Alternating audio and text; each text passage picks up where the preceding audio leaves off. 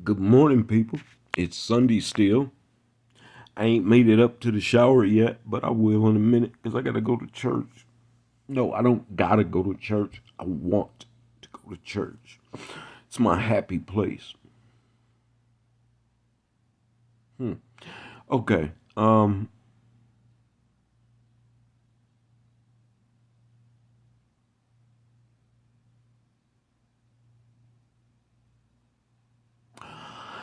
was looking at your president the other day telling us how we need to double down, or better yet, telling us how the Russians have already lost this war. I haven't heard the Russians say, we're running low on ammo. No. I've heard the Ukrainians saying from the start of this, we don't have anything.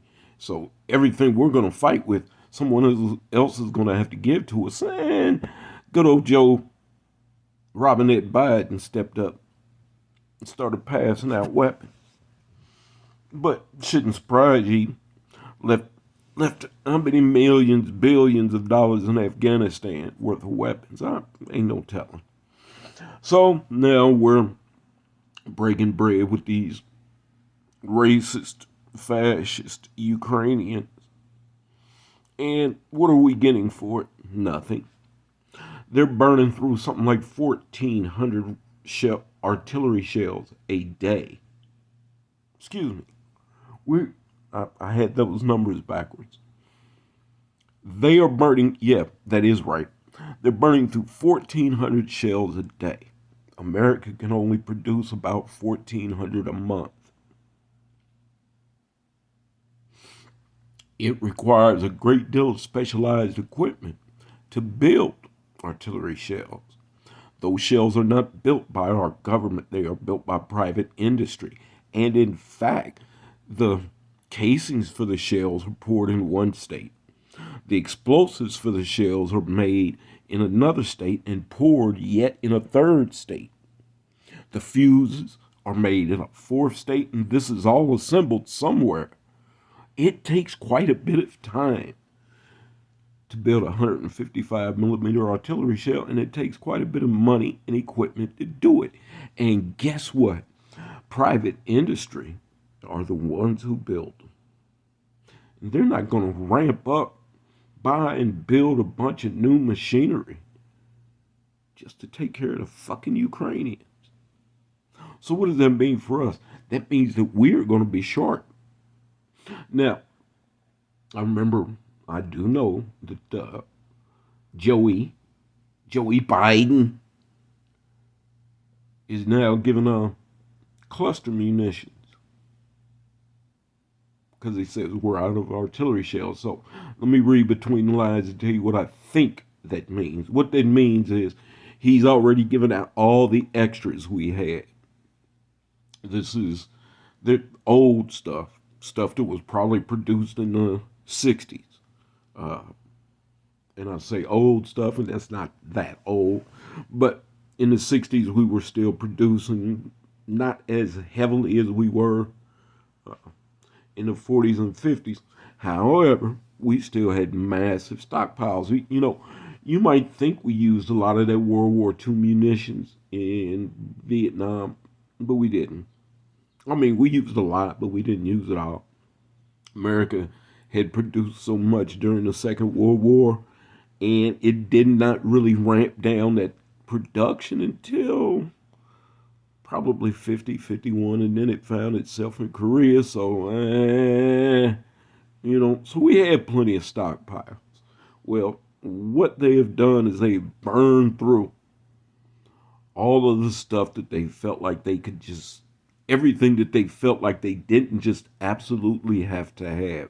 They burned through it.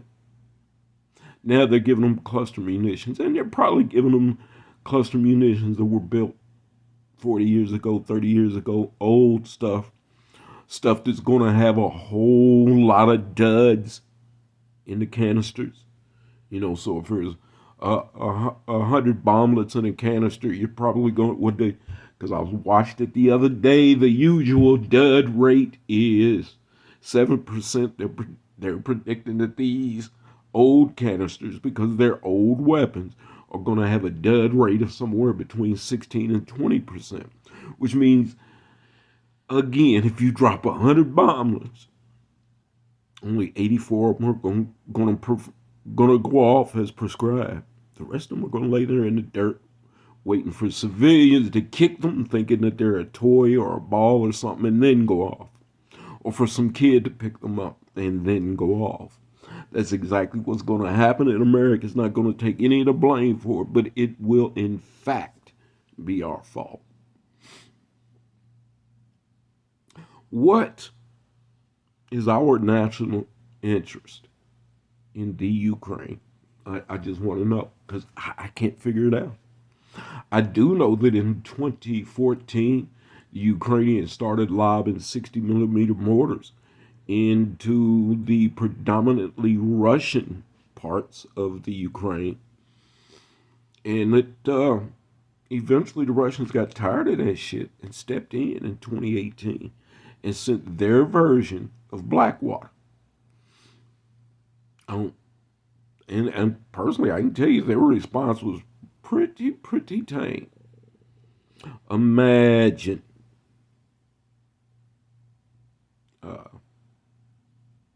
what America's response would be to something like that against American citizens. Just saying. And I'm getting at this, brothers and sisters, because we have got to elect a different president. In fact, we've got to come up with a whole new way of selecting federal officials. What has Joe Biden done for you? What did Barack Obama do for you? I'm going to tell you what they've done for me. Dug into my pockets, snatched my insurance, caused me to go 4 years without insurance, which probably contributed a great deal to this fucked up, my bad spine and this fucked up hip. You know, I'm currently sitting here 3 weeks away from a new titanium hip. Then I got to have some back work done. Why? Well, part of it's because I have worked my entire life. I put in work. I didn't just lay around. I wasn't out here collecting Section 8, food stand, selling dope and getting high. I went to work. And as I said, the other reason is because I lived for 4, almost 5 years without insurance. And I had to do that because of the Obama insurance plan. I had insurance when that shit kicked in. And then I got a letter in the mail that said, hey, no, Obama lied. You're going to have to buy our insurance or just be without. Dude, their insurance was $464 a month with a $5,000 deductible. The insurance that they took away from me was $160 a month with a $500 deductible. I could actually afford that. Pure dope, straight facts. Now,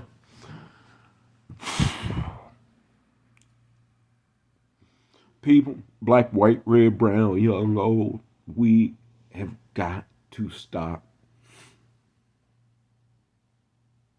ingesting the garbage that comes from mainstream media. We've got to leave NBC, ABC, CNN alone. Quit listening to their talking heads.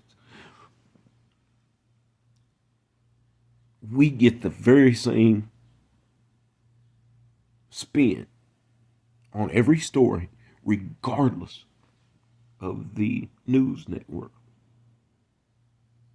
Joseph Biden is bad for black people. He is bad for poor people. That's just the truth. But what they're going to tell you on the mainstream media is that he is your personal Lord and Savior, just like Barack Obama was. But remember, it was Joe Biden that gave you the crime bill that has locked up more black people, more black men, than the Ku Klux Klan.